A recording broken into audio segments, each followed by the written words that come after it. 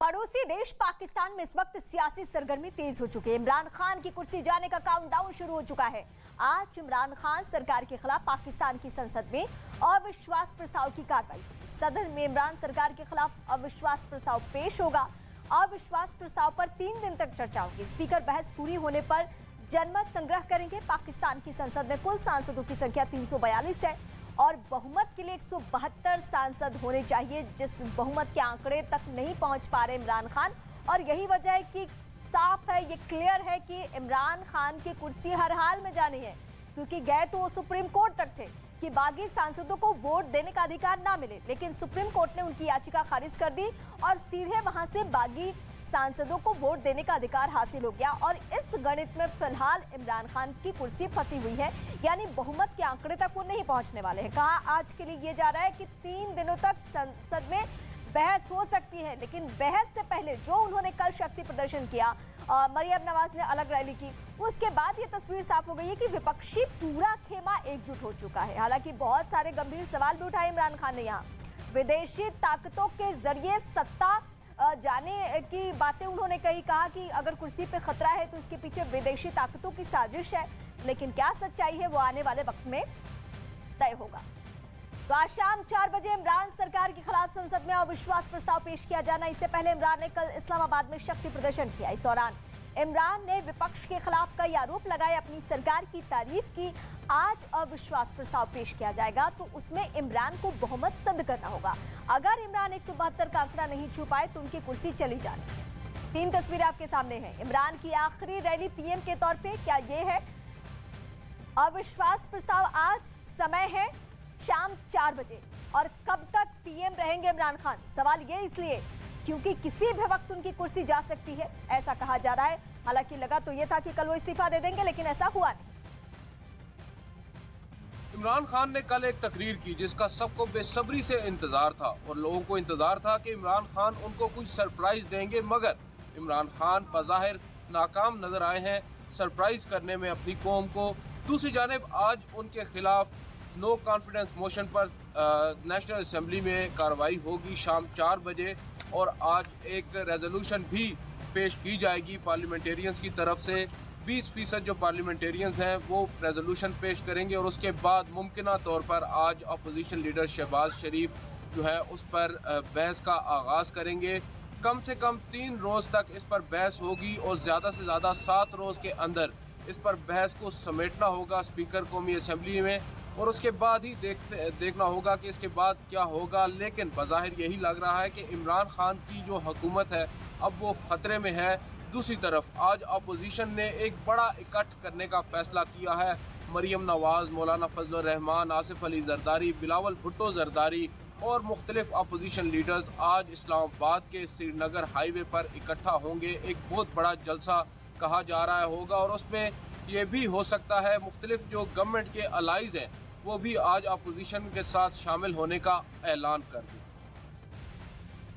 आज पाकिस्तान में इमरान सरकार के खिलाफ जंग तेज हो जाएगी, क्योंकि आज शाम 4 बजे पाकिस्तान की संसद में अविश्वास प्रस्ताव पेश होगा। इतने दिनों के हंगामे के बाद आज इमरान सरकार के खिलाफ अविश्वास प्रस्ताव आएगा। इस अविश्वास प्रस्ताव पर पाकिस्तान की संसद में 3 दिनों तक चर्चा होनी है और संसद में बहस पूरी होने के बाद इस प्रस्ताव पर वोटिंग की जाएगी। इमरान खान को अपनी सरकार बचाने के लिए 172 सांसदों का समर्थन जरूरी है और ऐसे में उम्मीद जताई जा रही है कि अब इमरान खान सिर्फ 3 दिन के पीएम बचे हैं। रविवार को दिन भर पाकिस्तान में हलचल मची रही। पाकिस्तान की मीडिया बताती रही कि इमरान खान इस्तीफा दे सकते हैं, देने वाले हैं, लेकिन शाम ढली और इमरान खान ने अपनी आदत के मुताबिक आवाम को गच्चा दे दिया। इस्लामाबाद में मेगा रैली कर इमरान खान ने बताया कि उनकी सरकार के खिलाफ साजिश रची जा रही है।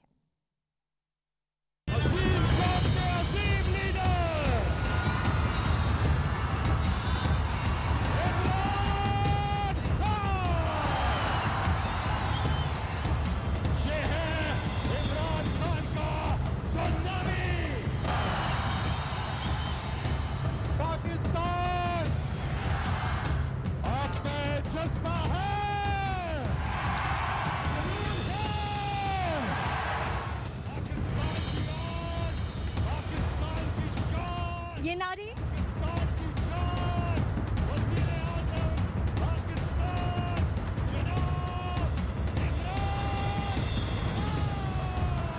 भीड़ और मंच पर बैठे इमरान खान, नियाजी एंड कंपनी के नेता।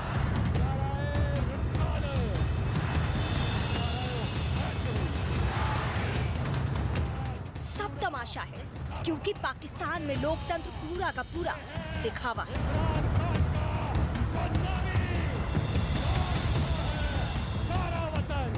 इमरान खान की सत्ता अंतिम सांसें गिर रही है। आवाम की ये जो आप तस्वीरें देख रहे हैं, ये उन आखिरी सांसों को रोकने की इमरान की आखिरी कोशिश है।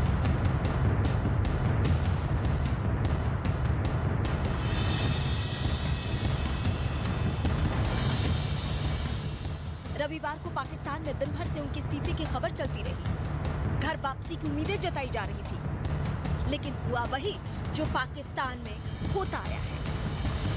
इमरान खान ने एक बार फिर यू-टर्न ले लिया, लेकिन जो सच है वो ये कि इमरान को इस्लामाबाद से बोरिया बिस्तर लेकर कूच करना ही होगा, क्योंकि जनरल बाजवा ने हुक्मनामे पर दस्तखत कर दिए हैं। गरीबी, खस्ता हालात और महंगाई से जूझता पाकिस्तान आजादी के बाद करीब आधे वक्त तक सेना के शिकंजे में रहे पाकिस्तान के लिए रविवार का दिन अहम रहा। गर्दिश के जूझते पाकिस्तान के साथ साथ रविवार का दिन इमरान खान के लिए भी चुनौतियों भरा रहा। इस्लामाबाद की रैली में उनके समर्थक ट्रेन, बस और जो साधन मिला उसमें भर भर के परेड ग्राउंड आए। जनता की आस और उम्मीदों के दम पर जिस लाओ लश्कर और झूठी शान के साथ इमरान इस्लामाबाद के परेड ग्राउंड आए, उन्होंने सिर्फ बड़े वादे और खोखले इरादों के साथ काम करके जनता को झुंझुना। मेरी सारी कौम देखेगी जब वोटिंग होगी, जब पाकिस्तान की पार्लियामेंट में वोटिंग होगी, मेरी कौम सब देखेगी। एक एक आदमी को आप देखना, जो वह वोट डालने जा रहेगा हमारी तरफ से। मैं आज उनको एक पैगाम देना चाहता हूं कि ये ना करना, ये आप ना करना। इस कौम ने कभी आपको माफ नहीं करना। इमरान खान को कुर्सी से उतारने का ये मैच शुरू हुआ था 8 मार्च को, जब इमरान सरकार के विरोध में पाकिस्तान के डेमोक्रेटिक मूवमेंट और पाकिस्तान पीपुल्स पार्टी अविश्वास प्रस्ताव लेकर आई थी। पाकिस्तान के नेशनल असेंबली 342 सांसद हैं, जिसमें से इमरान को 173 सांसदों का समर्थन है। अब 24 सांसदों के बागी होने के बाद इमरान खान की सरकार के साथ 152 सांसदों का ही समर्थन हासिल है, जबकि बहुमत का आंकड़ा 172 है। यानी इमरान खान अल्पमत में आ चुके हैं। इसके बाद भी इमरान खान को झटके लगने खत्म नहीं हो रहे हैं। इमरान को झटका देते हुए पाकिस्तान तहरीक-ए-इंसाफ की सहयोगी जमहूरी वतन पार्टी यानी JWP ने अविश्वास प्रस्ताव से पहले इस्तीफा दे दिया है। इमरान खान की सिपहसालार और बलूचिस्तान में सद्भाव और सुलह पर प्रधानमंत्री के विशिष्ट सहायक JWP के शाहजैन मुफ्ती ने पाकिस्तान डेमोक्रेटिक मूवमेंट का दामन थाम लिया। पाकिस्तान डेमोक्रेटिक मूवमेंट ही वो राजनीतिक मोर्चा है जो इमरान खान की सरकार का विरोध कर रही है। लोगों का एतमाद को बहुत बड़ा ठेस पहुंचा है बलूचिस्तान में, तो लिहाजा बिलावल भुट्टो साहब भी यहाँ आए और हम इन्हें वेलकम करते हैं। और मुल्क की सूरत हाल को देखते हुए आज हम फेडरल गवर्नमेंट की कैबिनेट से इस्तीफ़ा देते हैं, वज़ीर आज़म की कैबिनेट को छोड़ने का ऐलान करते हैं। और इसके साथ साथ हम इनके साथ खड़े हैं और हम पाकिस्तान और पाकिस्तानी कौम के लिए जो कुछ बेहतर कर सकेंगे PDM के साथ खड़े हैं। इन सभी को मिलाकर संकेत साफ है कि इमरान खान की पारी अब खत्म होने को।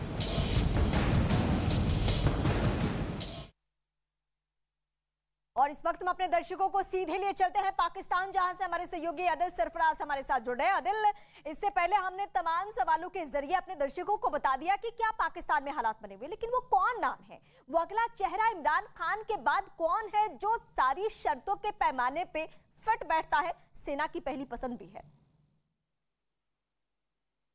ये बज़ाहिर तो हमें शहबाज शरीफ नजर आ रहे हैं कि वही इस वक्त एक ऑप्शन नजर आ रहे हैं सब के लिए, जितने भी स्टेक होल्डर्स हैं पाकिस्तान में। मगर अभी कुछ भी कहना जरा जल्दी होगा, कब्ल अज वक्त होगा, क्योंकि अभी नो कॉन्फिडेंस मोशन पर आज शाम 4 बजे नेशनल असेंबली का इजलास होगा और यहाँ पर आज 20% जो अरकान असेंबली हैं, मेंबर पार्लियामेंट है, वो एक रेजोल्यूशन जमा करवाएंगे और उसके बाद उस पर जब रेजोल्यूशन मंजूर हो जाएगी तो शहबाज शरीफ जो कि अपोजिशन लीडर हैं वो उस पर बहस का आगाज करेंगे। 3 रोज का वक्त है, 3 रोज के तक ये कम से कम हो सकती है बहस और 7 रोज तक जारी रह सकती है। उसके बाद स्पीकर पर डिपेंड करता है वो इसको कार्रवाई को कैसे आगे लेकर चलते हैं। लेकिन बज़ाहिर ये लगता है कि इमरान खान के पास अब नंबर्स कम है और अपोजिशन लीड कर रही है और काफी सख्त परेशानी में इस वक्त मुब्तला है इमरान खान। कल उन्होंने जलसा किया और वहां पर भी काफी एक मायूस उनकी कारकर्दगी रही है उस जलसे के अंदर। ताहम लोग तो बड़ी तादाद में आए हैं लेकिन उन लोगों को इमरान खान कुछ दे नहीं पाए, कुछ ऐलान नहीं कर पाए। एक कागज का टुकड़ा उन्होंने निकाला अपनी जेब से और वापस जेब में रख लिया बगैर दिखाए और एक ये कह दिया कि बैरूनी साजिश है उनकी हुकूमत को गिराने के लिए। लेकिन इससे पहले हमने देखा है कि इमरान खान इस साजिश के पीछे सिंध हुकूमत को करार देते थे कि वो सिंध हुकूमत जो है वो इस साजिश के पीछे है और पैसे लगा रही है जो उनके अरकान नाराज अरकान है उन पर। कल उन्होंने एक कागज का आपने जिक्र किया, इस वक्त एक कागज उन्होंने दिखाया और पिछले कई दिनों से वो संकेत भी दे रहे हैं, इस तरीके से वो धमकाने के लहजे में कह भी रहे हैं कि उनके पास कुछ है, कुछ ऐसा है जिसके जरिए वहां पे वो बौखलाहट ला देंगे विपक्षी नेताओं में। वो क्या है?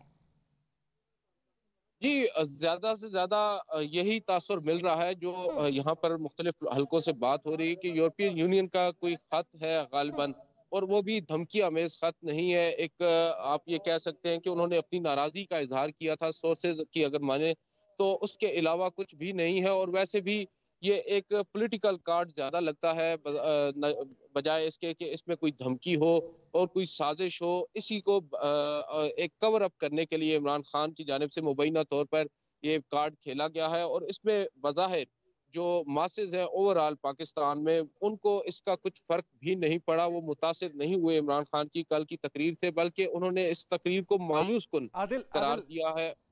आदिल, मैं ये कह रहा हूं उस कागज के टुकड़े में क्या होगा ये तो इमरान खान जानते हैं, क्योंकि इससे पहले भी इमरान खान के खिलाफ कई बार विपक्ष ने मोर्चा खोला था, कई बार साजिश रची गई कि इमरान की सरकार को गिराया जाए।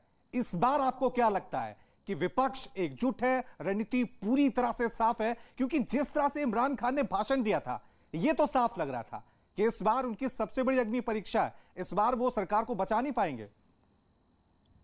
आपकी बात ठीक है, इस बार इमरान खान अकेले नजर आ रहे हैं। इस बार इमरान खान के साथ ना आर्मी है ना ही उनके साथ सिक्योरिटी इदारे हैं जो उनकी बैक पर खड़े होकर उनको सपोर्ट करें। बज़ाहिर ये लग रहा है क्योंकि इदारों ने भी खुद को न्यूट्रल कहकर साइड पर खड़े हो गए हैं और इमरान खान को अब तनहा छोड़ दिया गया है। जो उनके अलाइज थे वो भी उनको छोड़कर चले गए हैं। इमरान खान इस वक्त वल्नरेबल है और उनको किसी भी तरह से निशाना बनाया जा सकता है और अपोजिशन ने वही किया। जब इमरान खान कमजोर पड़े उन्होंने इन पर हमला किया और अब इमरान खान अपनी जो सियासी साख है उसको बचाने की कोशिश कर रहे हैं, जुटे हुए हैं। कल उन्होंने यही एक कोशिश की उस जलसा बुलाकर इस्लामाबाद में एक बहुत बड़ा पावर शो करके कि आज भी मैं मकबूल हूं। लेकिन आप या फिर जो वहां हालात बने हुए तस्वीर बिल्कुल साफ है कि कुर्सी तो किसी भी सूरत में नहीं बचनी है। लेकिन इस बार एक संकेत मिल चुका है इस जलसे से जिसका बार बार हम दर्शकों के सामने जिक्र करें, इमरान खान रुकेंगे नहीं, वो आगे भी सियासत जारी रखेंगे। फिलहाल शुक्रिया। तो ये उसी जलसे की तस्वीरें इस वक्त हम आपको दिखा रहे हैं और ये जलसे की वो तस्वीर है जहां से सियासी शक्ति प्रदर्शन किया था इमरान खान ने, लेकिन इससे बहुत कुछ होने जा नहीं रहा। इस बीच मुस्लिम लीग नवाज के नेता और नवाज शरीफ के भाई शहबाज शरीफ ने इमरान खान पर हमला बोला है। शरीफ ने ट्वीट कर लिखा है, क्या लिखा है वो हम आपको बता रहे हैं। सत्ता को हाथ से निकलता देख इमरान खान अंतहीन बहाने बना रहे हैं। जो लंदन योजना से सत्ता में आया उसे हर चीज में साजिश दिखाई देती है। इमरान किसी भी संदेह में ना रहे, आप हार गए हैं क्योंकि आपने देश को बेवकूफ बनाया है, सबसे भ्रष्ट और अक्षम सरकार बनाई है। तो ये शहबाज शरीफ का ट्वीट है और शहबाज शरीफ ही वो चेहरा जिसको इमरान खान के लिए पाकिस्तान में आगे की राह बहुत मुश्किल है। कहां तो वो जनता को अपनी हालत दिखाकर हालातों को टकराव के स्तर पर ले जाना चाहते थे, लेकिन उम्मीदों के उलट जैसा वो 10 लाख की भीड़ का दावा कर रहे थे, परेड ग्राउंड में 1 लाख भी लोग नहीं पहुंचे। इमरान खान के आज के जलसे में कहा जा रहा था कि तकरीबन 10 लाख लोग आएंगे और उससे ज्यादा भी हो सकते हैं, मगर जब जलसा हुआ हमने देखा कि जो कारकुन थे उनकी तादाद बहुत कम थी। लोग बड़ी कम तादाद में यहाँ पर आए हैं। बताया यह जा रहा था जो लाखों का क्राउड है आज वो हज़ारों में था। और जो एजेंसीज़ हैं, मुख्तलिफ सिक्योरिटी एजेंसीज़, उन्होंने जो फिगर दिया है उसके मुताबिक 20 से 25 हज़ार लोग इस जलसे में शामिल थे। और जो ISI की जानिब से फिगर्स आए हैं उनके मुताबिक भी 25 से 30 हज़ार लोग इस जलसे में आज शरीक हुए हैं, शामिल हुए हैं। इस्लामाबाद में उन्होंने भले ही ताकत और शक्ति प्रदर्शन करने का दावा किया, अपने तेवर तल्ख किए, भीड़ जुटाकर विपक्ष पर दबाव बनाया, लेकिन मौजूदा स्थिति तो यही है कि इमरान के लिए आखिरी रास्ता बचा है। वो समझ चुके हैं नेशनल असेंबली में वोटिंग तो उनकी सरकार गिरनी तय है। पाकिस्तान में इमरान खान सामाजिक के साथ साथ आर्थिक चुनौतियां भी झेल रहे हैं। विपक्ष उन पर लगातार भ्रष्टाचार के आरोप लगा रहा है और अब तो उनके पास सेना का भी समर्थन नहीं रहा। इमरान के खिलाफ मोर्चाबंदी तेज हो चुकी है। क्रिकेट मैच की तरह पाकिस्तान में सत्ता के मैच में भी आखिरी फैसला अंपायर का ही होता है और पाकिस्तान की हुकूमत का थर्ड अंपायर है पाकिस्तानी फौज, जिसने 2018 में विपक्ष को आउट करके इमरान को सत्ता के पिच पर उतारा था। लेकिन खबर तो ये है कि पाकिस्तानी फौज भी इमरान की परफॉर्मेंस से खुश नहीं है। अपनी सरकार बचाने के लिए इमरान खान ने जनरल बाजवा और खुफिया अधिकारी लेफ्टिनेंट जनरल नदीम अंजुम से मुलाकात की थी। इसके बाद बाजवा और 3 वरिष्ठ सैन्य ऑफिसर ने इमरान को -1 फॉर्मूला के तहत इस्तीफा देने को कहा है। -1 फॉर्मूला का मतलब ये है कि इमरान खुद इस्तीफा दे और अपनी ही पार्टी के किसी और नेता को प्रधानमंत्री बना दे। लेकिन पाकिस्तान में चर्चाएं हैं कि इमरान खान इसके लिए तैयार नहीं। सवाल है कि अगर इमरान खान विश्वास मत हार जाते हैं तो पाकिस्तान का पीएम कौन बनेगा? नो कॉन्फिडेंस की करारदाद पर मैं आईन और असेंबली कवायद के मुताबिक कार्रवाई करूंगा। पाकिस्तान का संयुक्त विपक्ष नवाज शरीफ के भाई शहबाज शरीफ को अपना उम्मीदवार बना सकता है, जो सरकार के बचे हुए 1.5 साल पूरा कर सकते हैं। लेकिन सारा विपक्ष उनके नाम पर सहमत हो जाए, ये भी संभव नहीं लगता है। ऐसे में इमरान के बाद कौन, ये सवाल अहम है। पहला नाम तो अभी भी नेता प्रतिपक्ष पाकिस्तान मुस्लिम लीग N के अध्यक्ष शहबाज शरीफ का है, जो विपक्ष को एक साथ लेकर चल रहे हैं। इमरान खान के बाद अगर उन्हीं की पार्टी से सत्ता के लिए प्रमोट करने की बात सामने आती है तो पाकिस्तान के विदेश मंत्री शाह महमूद कुरैशी भी प्रधानमंत्री बनाए जा सकते हैं। शाह महमूद कुरैशी तहरीक-ए-इंसाफ पार्टी के उपाध्यक्ष भी हैं। तहरीक-ए-इंसाफ पार्टी से दूसरा नाम है पाकिस्तान के रक्षा मंत्री परवेज खट्टक का। खट्टक खैबर पख्तूनख्वा राज्य के मुख्यमंत्री भी रहे। ऐसे में पाकिस्तान की सत्ता के स्टेडियम में हुकूमत वर्सेस विपक्ष के बीच सियासी खेल का आखिरी ओवर शुरू हो चुका है, जिसमें विपक्षी टीम इमरान सरकार पर लानत के बाउंसर फेंक कर मैच में लीड बना रही है, जिसमें इमरान चारों तरफ से घिर चुके हैं और रैली और अपने समर्थकों के बूते ही वो जमीन पर जंग जीतना चाहते हैं। जो हम बोझ उठा रहे हैं वो सिर्फ और सिर्फ इसलिए कि जनरल मुशर्रफ ने अपनी हुकूमत बचाने के लिए इनको NRO दिया। तो ये तैयार हो जाए नौजवानों, इमरान खान जो मर्जी ये कर ले, हुकूमत जाती है जाए, जान जाती है जाए, कभी इनको माफ नहीं करूंगा। विपक्ष भी इमरान पर दबाव बनाने के लिए कोई कोर कसर नहीं छोड़ रहा और सरकार बनाने की कोशिश में पूरी तरह से जुट गया है। जैसे जैसे मैच आगे बढ़ता जा रहा है, वैसे वैसे विपक्षी टीम के खिलाड़ियों की तरफ से इमरान खान पर स्लेजिंग के हमले बढ़ते जा रहे हैं। आपको ये पता है कि ये गेम आप हार चुके हैं और अगला इलेक्शन भी जो है वो आपके हाथ से चला गया है। तो अब आप ये जो आवाज़ें दे रहे हैं, ये आपकी आवाज़ें नहीं हैं, ये चीखें हैं कि मुझे बचा लो, मुझे बचा लो।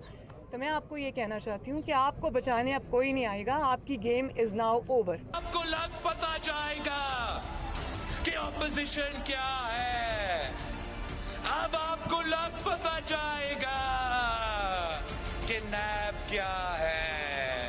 अब आपको लग पता जाएगा कि जब सहूलतकार मौजूद नहीं तो आपका हशर जो ये कौम करेगा, जो ये अवाम करेगा, तारीख याद रखेंगे। 5 चूहे घर से निकले करने चले शिकार, 5 चूहे घर से निकले करने चले शिकार, एक लंदन में जाके हो गया बीमार, बाकी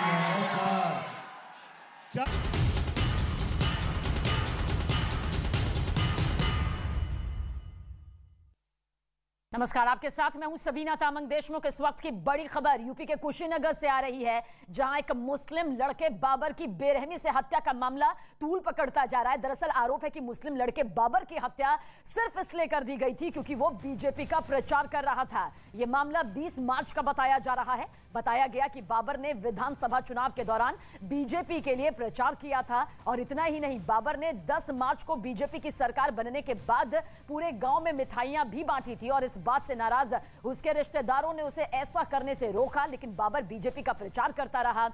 आरोप है कि इससे उसके रिश्तेदार, उसके अपने समुदाय के लोग भड़क गए, जिसके बाद उसकी जमकर पिटाई कर दी गई और मारपीट में बुरी तरह जख्मी बाबर को अस्पताल में इलाज के लिए भर्ती तो करवाया गया, लेकिन 25 मार्च को उसने दम तोड़ दिया। तो सोचिए कितना गंभीर आरोप यहां पर लग रहा है।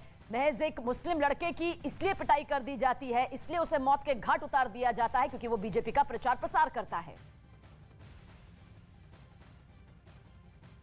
इस वक्त मैं मौजूद हूं कुशीनगर के कटघरही गांव में। इस गांव में बीजेपी के कार्यकर्ता मृतक बाबर की मौत के बाद, यानी यूं कहें कि हत्या के बाद सनसनी फैल गई है। मेरे साथ यहां पर गांव वाले मौजूद हैं और ये मृतक बाबर का घर है। क्या हुआ था उस दिन? उस दिन जैसे कि हमारा घर उधर मौके पर नहीं, लेकिन वो बीजेपी का प्रचारक था। उसके ऊपर धमकियां आ रही थी कि प्रचार मत करो, ठीक ना। उसके बाद से जो है कि वो प्रचार अकेला, ऐसा आदमी था, गरीब आदमी था, अपना रोजी रोटी भी करता था, मुर्गा काटता था, मुर्गा काट करके अपना परिवार का जीवन यापन करता था। और ये धमकी क्यों मिल रही थी, ये हमको बताइए। धमकी यही कि बीजेपी का प्रचार मत करो, बीजेपी का प्रचार मत करो। आपका घर कौन सा है? हमारा घर उस साइड में है, पूरे इसी गांव में दूसरी तरफ? हाँ हाँ। आप कहाँ रहते हो? सर वही साइड में हमारा भी घर है, चाचा के पास। मगर हम बाबर से जब बात एक बार किए थे, 12 तारीख को बात किए थे, तो बोले हम 23 जनवरी को दरखास्त थाने में दिए हैं, डीएम साहब को दिए हैं, हमको सब मोहल्ले वाले मारने को बोल रहे हैं, हम बीजेपी के साथ हैं, धमकी दे रहे हैं कि अगर जो बीजेपी के साथ रहोगे तो हम तुमको मार देंगे, हम लोग 500 1-1 हज़ार लगाएंगे तो तुमको खलास कर देंगे, 10 लाख रुपया दे देंगे, चलेगा। तो ये सब था। बड़ा भाई हूँ सर। अच्छा, आप उनके बड़े भाई हैं? जी, तो मैं मुंबई में था सर, तो पूरा घटना मतलब हमको जानकारी नहीं हो पाया, लेकिन हमारी बीवी जैसे बताई ऐसे यहाँ पे मारे थे ये लोग, ज़बरदस्त मारे। तो अपना जान बचाकर घर में भागा। भागने के बाद से उधर छत के रास्ते बाहर सोचा कि दूसरे के छत से मैं बाहर चला जाऊंगा, दरवाज़ा उधर से लगा लिया, लेकिन इधर से लोग चढ़ गए। ये वाला घर से? जी, यहाँ से पूरा चढ़ गए और उधर से फिर चढ़ गए। दोनों साइड से उन लोगों का 2 मोहल्ला है, पूरा ईंट पत्थर बरसाना चालू किए।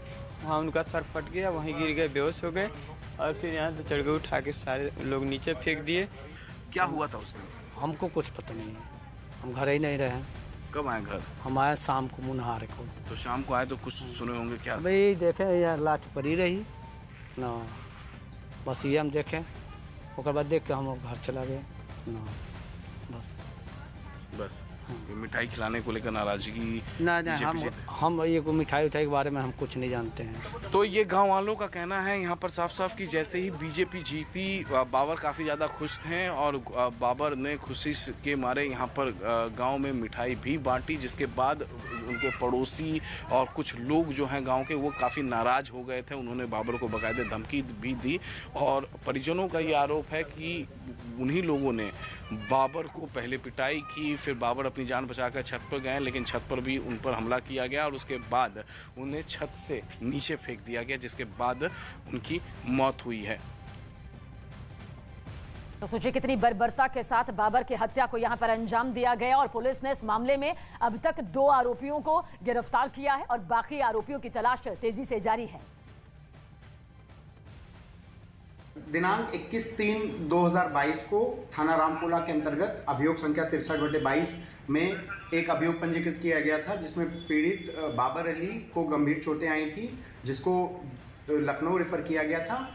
दौरान इलाज उस व्यक्ति की मृत्यु 25/3/2022 को हो गई, जिस संदर्भ में अभियुक्त गण आरिफ व ताहिद को गिरफ्तार कर जेल भेजा जा चुका है। अन्य अभियुक्त गणों की गिरफ्तारी के पूरे प्रयास किए जा रहे हैं। दोनों ही वादी और प्रतिवादी, दोनों ही पक्ष जो है एक ही समुदाय का है। बाबर की हत्या के बाद उसके परिवार वाले काफी दहशत में हैं। न्यूज़ 18 की टीम भी मौके पर पहुंची और वहां हालात का जायजा लिया।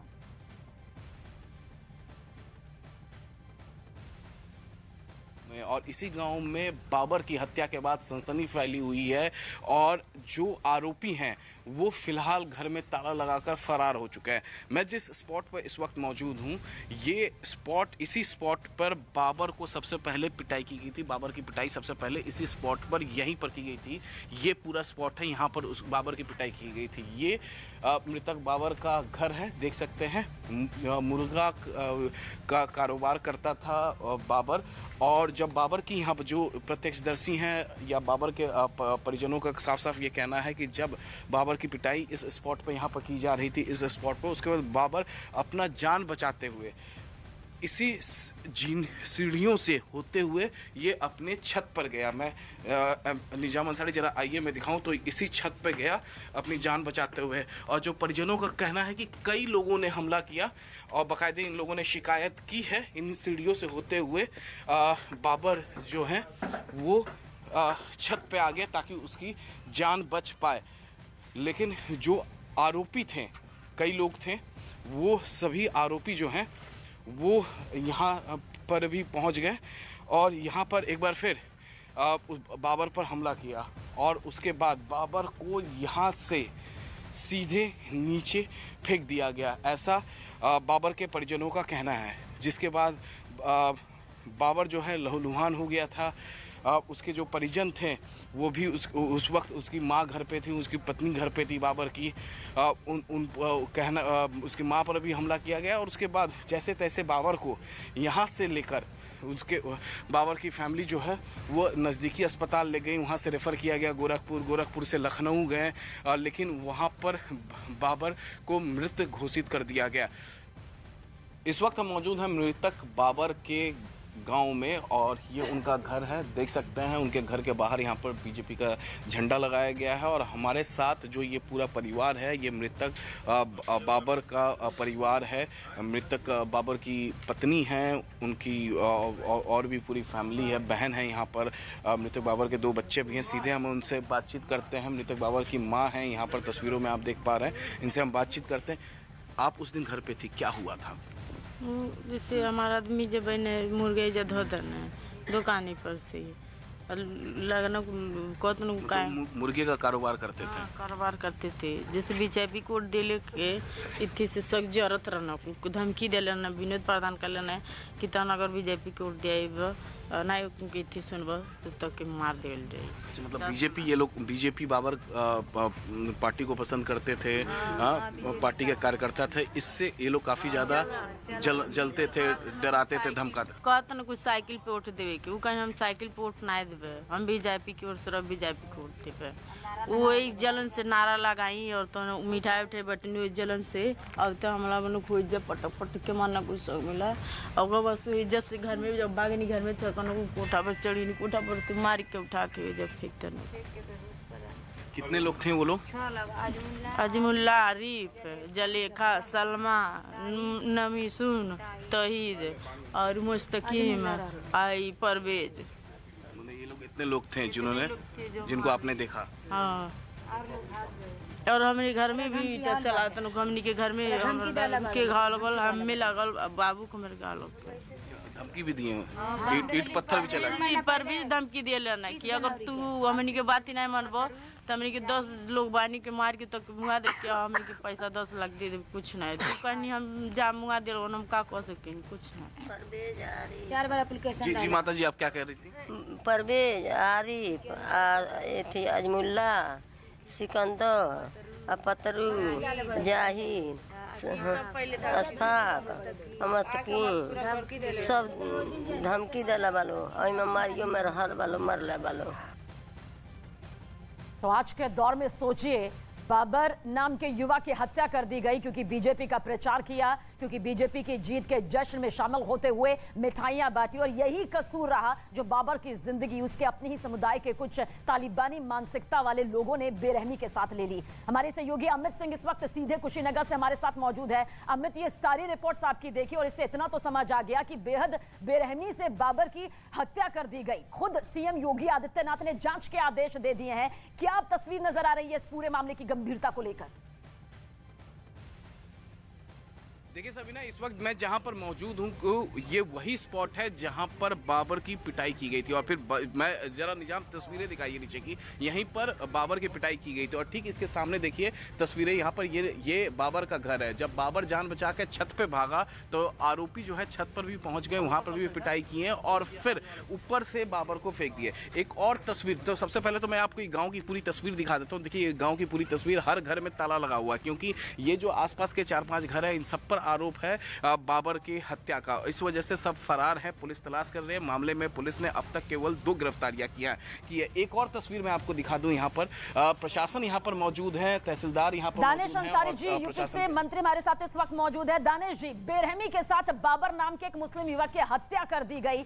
सीएम योगी आदित्यनाथ ने जांच के आदेश भी दे दिए हैं। इस पर आपसे बातचीत जरूर करेंगे। दानिश अंसारी जो कि इस वक्त हमारे साथ जुड़े हुए थे, लेकिन हमारे सहयोगी अमित सिंह भी हमारे साथ जुड़े हुए हैं। पर इस बीच अमित हमें बता रहे थे कि किस तरह से बेरहमी से बाबर की हत्या कर दी गई। जान बचाने की कोशिश बाबर के जरिए की गई, लेकिन वो अपनी जान इन लोगों से नहीं बचा पाया जो कि उसके पीछे उसकी जान का दुश्मन बनकर पड़ गए थे और बहुत ही बेरहमी से इस हत्याकांड को अंजाम उनके जरिए दिया गया। अमित, क्या कुछ अब इस पूरे मामले की रूपरेखा आगे नजर आती है? पुलिस क्या कुछ कार्रवाई कर रही है? बताया जा रहा है कि 2 आरोपियों को गिरफ्तार भी कर लिया गया। हाँ बिल्कुल, 2 आरोपियों को गिरफ्तार किया गया है। बाबर की मां इस वक्त मेरे साथ हैं, बाबर की पत्नी है, बाबर के भाई हैं। सबसे हम बातचीत करते हैं एक-एक करके।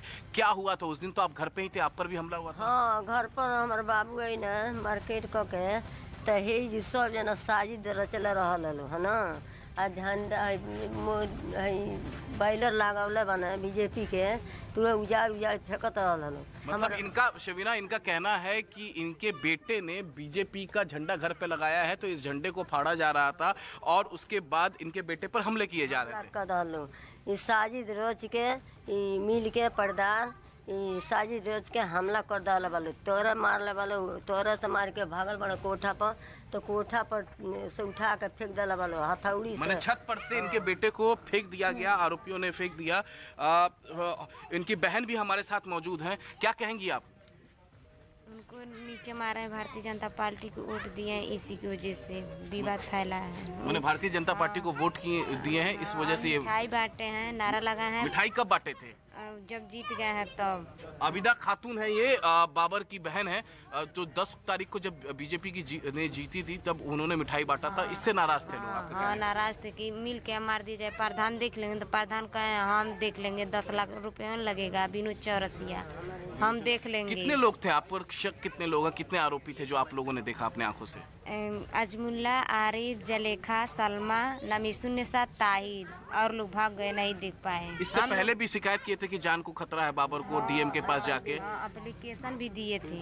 क्या हुआ था उसमें? वो कह रहे थे लोग कि बीजेपी को वोट दोगे तो मार देंगे तुमको जान से, तो अपने जान बचाने के लिए वो दिया है एप्लीकेशन। कोई सुनवाई नहीं हुई है उनको। 3 एप्लीकेशन दिए हैं बाबर। 3 एप्लीकेशन? हाँ, 3 एप्लीकेशन बाबर दिए हैं, कोनो सुनवाई थाना नहीं कैला। उनकी वाइफ, बाबर की वाइफ भी इस वक्त हमारे साथ हैं, फातिमा। आप गई थी डीएम्स के पास शिकायत लेकर, क्या कहा था अपने शिकायत में?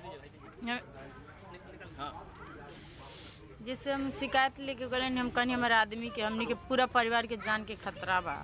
आदमी मनो धमकी देता, प्रधान कले रहना है कि तो बीजेपी को वोट देते हैं, तिनके मुँह दो, हम देख लेब प्रधान के साजिश बा। हाँ, तो डीएम के पास गए थे तो डीएम ने क्या कहा था? डीएम वजह से भेज दिला ना कार्रवाई करे खातिर, लेकिन यार रामकोला के पुलिस ये सो रही थी, दरोगा। मैंने पुलिस पर यहाँ सीधे सीधे आरोप लग रहे हैं, सवाल उठ रहे हैं। आप तो उस वक्त मुंबई में थे जब ये हुआ, जब पूरा मामला हुआ, तब आप ये बड़े भाई हैं दरअसल बाबर के, क्या कहेंगे आप? जी सर, मैं उस टाइम मुंबई में ही था सर, और वहाँ पता चला 20 तारीख को ये जब ये घटना जैसे हुआ, हमारे पास फ़ोन आया, मार दिया। बस मुझे अफसोस ही था, तो किसी तरह एम्बुलेंस में ये लोग लेकर गए। उनका इलाज पाने के लिए मतलब रामकोला से गोरखपुर गए और वहाँ से लखनऊ गए सर। तो मैं उसके अगले दिन फ्लाइट पकड़ के स्पाइट जेट से मैं गोरखपुर आया और गोरखपुर से डायरेक्ट मैं लखनऊ चला गया, तो उनका ट्रीटमेंट वहीं करवा रहा था सर। शुक्रवार के शाम को 4 बजे उनकी मृत्यु हो गई सर।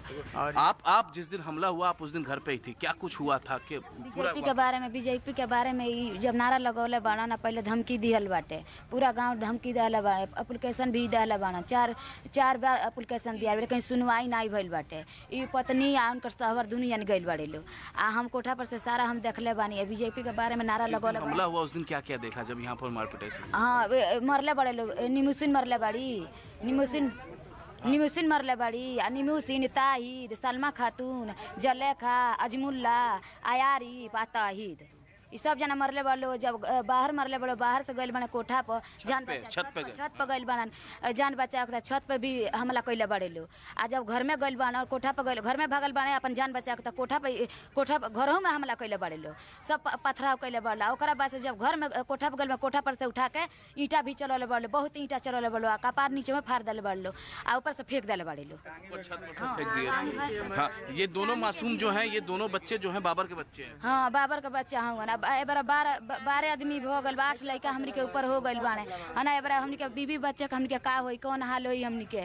मां पर भी हमला हुआ था। अमित, परिवार का दर्द समझा जा सकता है और साथ ही साथ ये भी समझा जा सकता है कि काश वक्त रहते कुछ एक्शन ले लिया गया होता तो शायद बाबर आज जिंदा होता, अपने परिवार के साथ होता। हालांकि 2 आरोपियों की गिरफ्तारी हो चुकी है और बाकी आरोपियों की भी तलाश तेजी से जारी कर दी गई है। इसके साथ ही मुख्यमंत्री योगी आदित्यनाथ ने जिस तरह से अब जांच के आदेश यहां पर दिए हैं, सख्त जांच के आदेश की बात अब सीएम योगी आदित्यनाथ करते हुए नजर आ रहे हैं। इस बीच आपको बता दें कि बड़ी खबर जो हमारे सामने आ रही है इस पूरे मामले को लेकर, वो आप तक पहुंचाने जा रहे हैं। सीएम योगी आदित्यनाथ ने जांच के आदेश इस पूरे मामले को लेकर दे दिए हैं। सीएम योगी ने बाबर की हत्या पर दुख भी जाहिर किया। बाबर की हत्या की जांच का आदेश सीएम योगी आदित्यनाथ के जरिए दिए गए हैं। कुशीनगर में बाबर की बेरहमी से बर्बरता के साथ में हत्या कर दी गई। दानिश अंसारी साहब इस वक्त हमारे साथ मौजूद है। दानिश साहब, बेहद दर्दनाक, बेहद खौफनाक तरीके से बाबर नाम के मुस्लिम युवक की हत्या को अंजाम दे दिया गया, क्योंकि वो बीजेपी का प्रचार करता था, बीजेपी की खुशी में शामिल होता था, जश्न मनाता था, मिठाई बांटता था।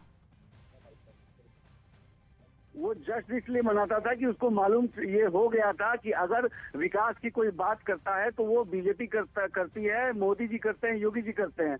लेकिन जिसने भी ये दुस्साहस किया है, मैं आपके चैनल के माध्यम से बताना चाहता हूं कि जिसने भी ये दुस्साहस किया है उसके ऊपर योगी जी सख्त से सख्त कार्रवाई करेंगे। और मैं सबसे पहले ये बताना चाहता हूं कि इस दुख की घड़ी में योगी जी पूरी दिल से उस परिवार के साथ खड़े हैं। वो परिवार, योगी जी ने कहा है कि वो उस परिवार ने एक बेटा खोया है, लेकिन योगी जी उनके दूसरे बेटे हैं और उस परिवार को न्याय दिलाने का काम योगी जी करेंगे। और जो भी इस घटना में लिप्त होगा, चाहे वो कोई भी हो, चाहे वो किसी भी धर्म जाति मजहब का हो, उस पर सख्त से सख्त कार्रवाई होगी। और एक उदाहरण पेश किया जाएगा अपराधियों को कि अगर उत्तर प्रदेश में रहना है तो कायदे से, कानून से रहना पड़ेगा। योगी जी का जो कानून है उसमें रहना पड़ेगा। और योगी जी का जिस कानून व्यवस्था का आप जिक्र कर रहे हैं, जब आप लोगों ने खुद प्रचार प्रसार भी किया था तब भी कहा था कि कानून व्यवस्था हमारी सबसे बड़ी कामयाबी यहाँ पर रही है, जिसे जनता ने माना भी और एक बार फिर से पूर्ण बहुमत के साथ आपको सत्ता पर काबिज भी किया। लेकिन आपको लगता है 4 बार दरख्वास्त परिवार के जरिए दी गई, 3 से 4 बार ये कहा गया कि जान को खतरा है, बाबर की जान को खतरा है, लेकिन वहां मौजूद जो थानेदार थे, वहां मौजूद जो पुलिस प्रशासन था, उन्होंने एक भी नहीं सुनी। ये खुद परिवार का कहना है। जो भी अधिकारी इसमें लिप्त होंगे, जिन्होंने भी ढिलाई बरती होगी कार्रवाई में, उनके ऊपर सख्त से सख्त कार्रवाई होगी। जो भी व्यक्ति इससे जुड़ा होगा उसके ऊपर सख्त कानूनी कार्रवाई होगी। और आपके चैनल के माध्यम से मैं भरोसा दिलाना चाहता हूं कि योगी जी तो सुशासन के लिए मशहूर हैं। योगी जी से कोई अपराधी बच के जा नहीं पाएगा। और उत्तर प्रदेश में अगर कोई ऐसा दुस्साहस करेगा, अपराध फैलाने का काम करेगा, तो योगी जी अब कानून के माध्यम से उसको ऐसी सजा देंगे कि उसकी रूहें कांप जाएंगी। और ये उदाहरण हम आने वाले दिनों में सेट करेंगे कि अपराधी अपराध करने से पहले 100 बार सोचेगा कि ये योगी जी का उत्तर प्रदेश है। यहाँ बस 2 ही विकल्प है, या तो अपराध छोड़ दो या उत्तर प्रदेश छोड़ दो। दानिश, सीएम योगी आदित्यनाथ ने सख्त जांच के आदेश यहां पर दे दिए हैं, लेकिन आपको लगता है बहुत जल्द से जल्द नतीजा भी सामने आना चाहिए, आरोपियों को जेल की सलाखों के पीछे होना चाहिए, सख्त सजा मिलनी चाहिए, वरना किसी भी धर्म या जाति के लोग बीजेपी से जुड़ने से डरने लगेंगे। देखिए, इसके ऊपर सख्त से सख्त कार्रवाई होगी और इस कार्रवाई के माध्यम से तमाम अपराधियों को मैसेज दे दिया जाएगा कि अपराधियों सुधर जाओ, नहीं तो योगी जी सुधार देंगे। दानिश, मुआवजे का मरहम हालांकि काफी नहीं होता, लेकिन फिर भी एक परिवार को आर्थिक तौर पर मजबूत और सहारा देने में एक महत्वपूर्ण भूमिका यहां पर निभाता है। अब तक इस लिहाज से कुछ भी सामने नहीं आया है। क्या जल्द ही इसकी भी घोषणा हो जानी चाहिए ताकि कम से कम परिवार जो है वो आर्थिक तौर पर बेबसी की जिंदगी ना जिए? जो भी उचित होगा योगी जी वो पूरी काम करेंगे। उस परिवार के साथ हमारी पूरी संवेदना है। हम इस दुख के घड़ी में उस परिवार के साथ खड़े हैं और वो परिवार भारतीय जनता पार्टी का परिवार है, योगी जी का परिवार है और उस परिवार के लिए जो भी उचित करना होगा हम पूरी ईमानदारी के साथ उस काम को करेंगे। शुक्रिया हमारे साथ जुड़ने के लिए। तो दानिश साहब सीधे तौर पर कह रहे हैं कि मदद यहां पर होगी, आरोपी जो हैं वो सलाखों के पीछे भी जल्द से जल्द भेजे जाएंगे और ऐसा होना भी चाहिए, क्योंकि जिस दर्द को इस वक्त बाबर का परिवार सह रहा है उसके जिम्मेदार वो तालिबानी सोच से जुड़े लोग नजर आते हैं जिन्हें लगता है कि बीजेपी का प्रचार प्रसार करना इतना बड़ा गुनाह हो जाता है कि मौत के घाट उतार दिया जाता है। बीजेपी नेता जगदम्बिका पाल ने भी इस घटना पर, इस वारदात पर अपनी प्रतिक्रिया रखी, कड़ी निंदा की और आरोपियों के खिलाफ सख्त कार्रवाई का भरोसा भी दिया। कुशीनगर की घटना पर हमारे साथ बात करने के लिए जगदम्बिका पाल जी हैं, उत्तर प्रदेश से बीजेपी के सांसद। अब आप कैसे देखते हैं, पुलिस ने भी इस मामले में जांच शुरू कर दी है?